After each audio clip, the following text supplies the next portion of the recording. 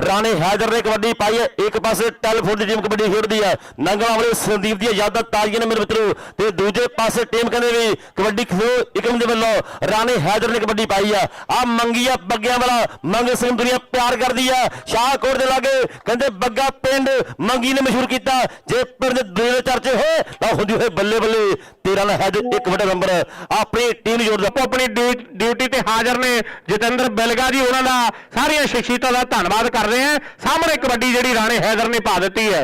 हुण चाह दे विचों किहड़ा खिडारी हे दी टीम का ना घोड़ीए वाला हरमन कोशिश कर रहा है, दफा लाउण दी मुकाबला सख्त है दोनों खिडारियों के दरमियान। राणा कमाल की खेल दिखा रहा है। मता गुरदासपुरिया ते तारी गुरदासपुरिया राणे हैदर ने कबड्डी पाई है कि पैंदियां कबड्डियां ने चढ़ चढ़ के अज वेखदा जमाना सारा खड़ खड़ के। हाँ जी बंदा भाजी इधर कबड्डी इधर राणे भी पई सी ते पॉइंट जड़ा गया इधर अपने स्लो करने गल आओ सामने इस वे लंबे पंजाब का गभरू खेल मैदान में पोली पोली कदमां दे अगे वल वाधा होया। चार जाफी मार दे पट्टा ते थापी है कोई वाला ही नामा दा मार दे पट्टा ते थापी है पीता जिन्ना मामा दा सत्ती समाओ वाला सत्ती ते राणा टक्कर सिरे दी मेरे वीरो।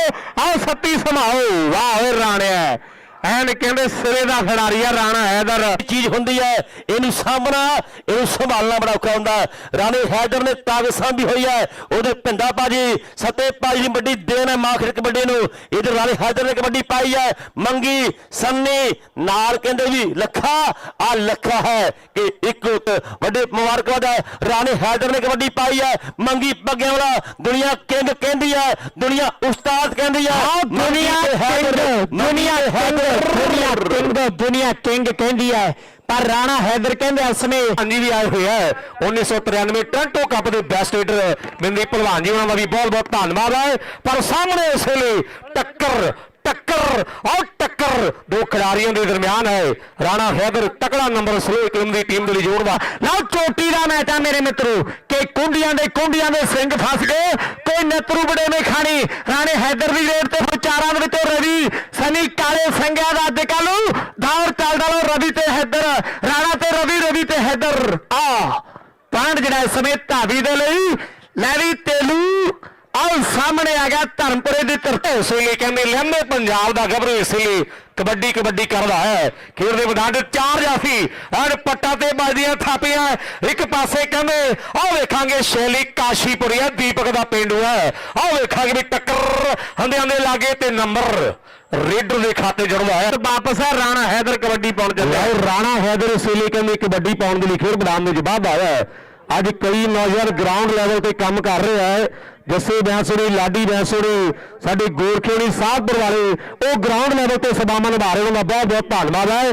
मैं सामने इस वे खेल के मैदान में मैं देखता भी नौजवान गभरू राणा हैदर एक चंगी मौली साहब बलविंदर सिंह जी दुले अपनी ड्यूटी एन पूरी सख्ती के निभा रहे हैं। विशेष तौर पर गुरदीप सिंह जी मौली उन्होंने धन्यवाद है। सामने राणे हैदर ने कबड्डी पाई है।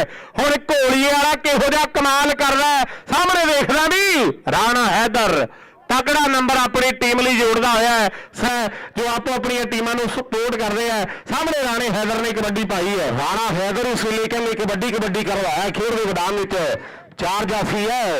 इंग्लैंड कबड्डी फेडरेशन का कहते भी दूजा टूरनामेंट खेड़ा जा रहा है। हाले तो कहते शुरुआत ने मेरे मित्रों तो कहते उधर कमेंट्री तो बर्मिंघम की टीम भी जी है वो अगले हफ्ते जी है अगले वीक खेडूगी मेरे मित्रों। राणे हैदर ने कबड्डी पा दी है। ये लंबे पंजाब का गभरू है मेरे मित्रों। पर सामने भी चार कहते और चार पर तैयार है चढ़वे पंजाब और काम लावेगा जफा जिंदरे भिंडे की टीम है। चोटी चोटी के खिलाड़ी कहते चुने हैं मेरे मित्रों। ये मालवे रहा है दुआबे वाले लड़के कहते टीम बनाई है और सिरा साल भी